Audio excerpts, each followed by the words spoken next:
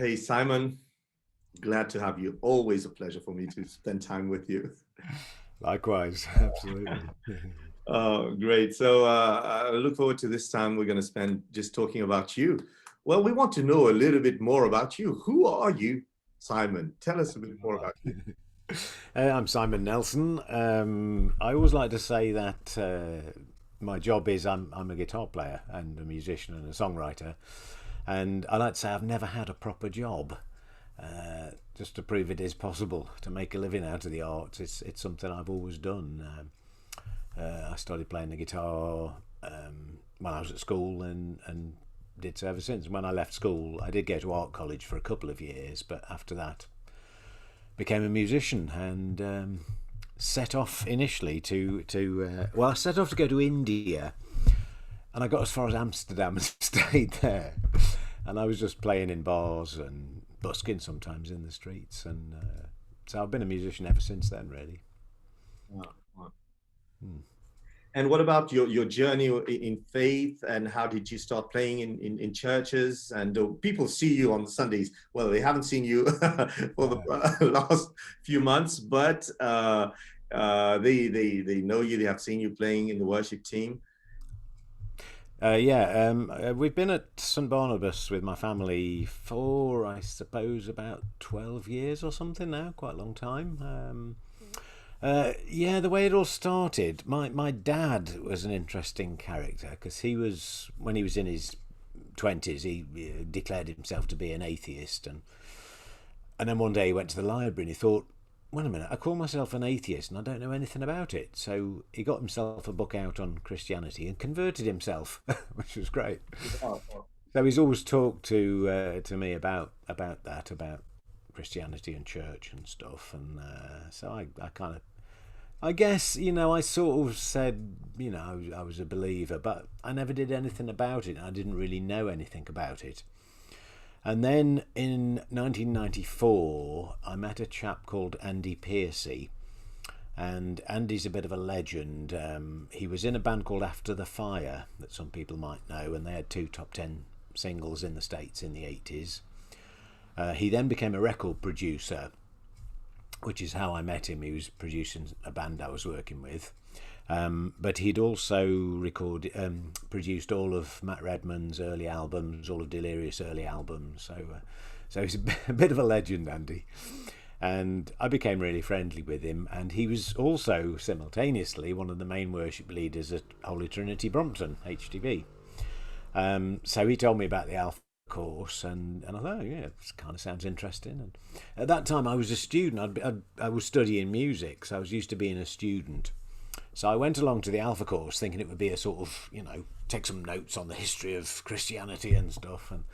And it very quickly dawned on me it wasn't about that at all, but it was like a personal kind of journey. And at one point, Sandy Miller, who was the vicar at HTB at that point, he read a passage out of the Bible, and it was like it was just aimed at me. I was like, wow, how does he know that? And so I very quickly made a commitment, and as soon as I did that, I started playing in the band at HTB. So it was in the 90s, and I've been around sort of since then. I felt at that time at HTB they had a lot of musicians. I think they had about 70 professional musicians. Wow. And I just felt one or two churches, didn't quite have as many musicians. So I went to St Mary's Bryanston Square for a while and played with Nick Herbert there, and then I was at Hammersmith, St Paul's for a while, playing with Nick Drake there, which was great. So I've been around playing with the different worship leaders in the band, and then drifted to St Barnabas, where I felt very much at home ever since, with the different people. Wow. And I just love it. I love playing in the band there. We don't have 70 musicians, but we have some fine players, and I love playing in the worship band there. It's great. Wow, lovely. Well, anyway, we are pleased and blessed to have you in this team, Simon. And well, Simon, we've talked about this, and the past year has been a hard year for you. Yeah, I've had a bit of a challenge. A very good friend of mine is a well-known drummer, Christian drummer, and he 2 or 3 years ago now, he had a prostate problem, and so he was recommending all of his friends, all his male friends that is, go and get a prostate check. So I did, and they found it was turning a bit bad. So a year and a half ago, I had to have an operation on the prostate, and which was a bit of a shock to the system. But hopefully they've nipped it in time, and it's all under control. I've got a review in a couple of months' time. Apparently somewhere between 1 in 4 and 1 in 8 men can have serious issues with their prostate, so they sort of recommend anybody over 45 should get a check out, really, and deal with it early. Is the key to it, I think, really. So yeah, it's been a challenge that over the months, but okay, I'm doing all right. What was funny, I had to go and have an operation a year and a half ago, and I met the anaesthetist beforehand, and he's a friend of Jevon, our St Barnabas Church anaesthetist. So I was in good hands. I got well looked after there. Wonderful. And the past couple of months, you had some other issues that you had to go through as well. And how do you feel now? How are you? I feel fine. I feel great. I feel really good. Yeah. So as I say, hopefully I've had the treatment, and hopefully it's been caught early enough that I can carry on playing in the worship band for a while.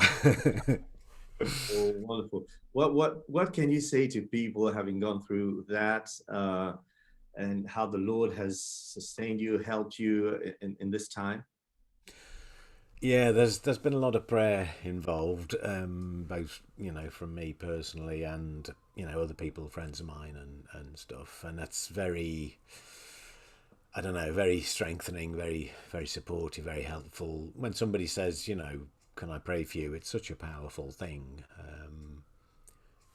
to know that they care enough to want to pray for you, and to know that God's on the case as well, sort of thing. So yeah, it's really really important and great support.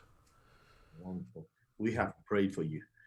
I know And that. happy to hear that God has moved and you're feeling much better. Yeah. And there's an exciting thing here. A few weeks ago, we introduced a song. That song is written by you, and we worked together on this song. We did. And such a pleasure. Tell us a bit about this song. Yeah, well, it is interesting. It's tied in with all that I've been saying so far. Really, I when I started to play the guitar, I started to write songs straight away, and I've always written songs as long as I played the guitar. But I've never written any worship songs before. And then it was sort of after a year and a half ago, after I'd had this, I had to have this operation, and I started writing some worship songs. So I think it was partly, it was to do with prayer, it was to do with worshiping, it was to do with, responding to having a health condition that I was dealing with, I think. So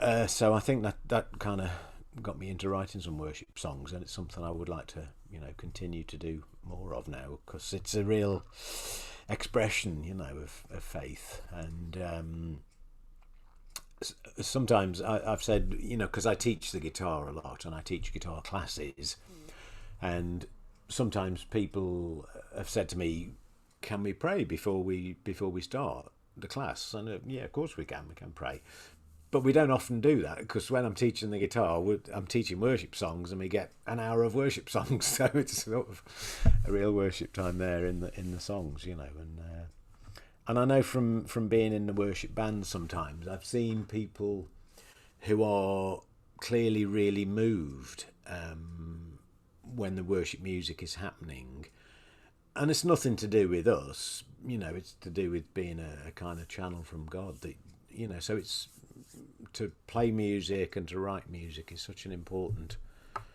channel, I think, for us to serve God and to serve the kind of community in that way.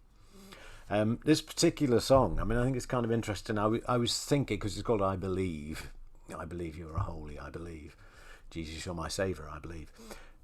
I was thinking about the time when I first met Andy Pearson. He told me about the Alpha course, and so I was thinking about the song "Amazing Grace," and I love the line in "Amazing Grace": "How precious did that grace appear the hour I first believed."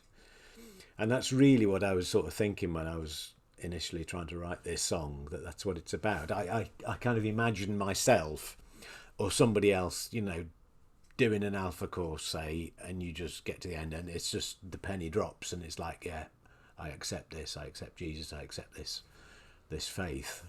And it is so it is that the hour I first believed kind of is what I'm sort of trying to say there.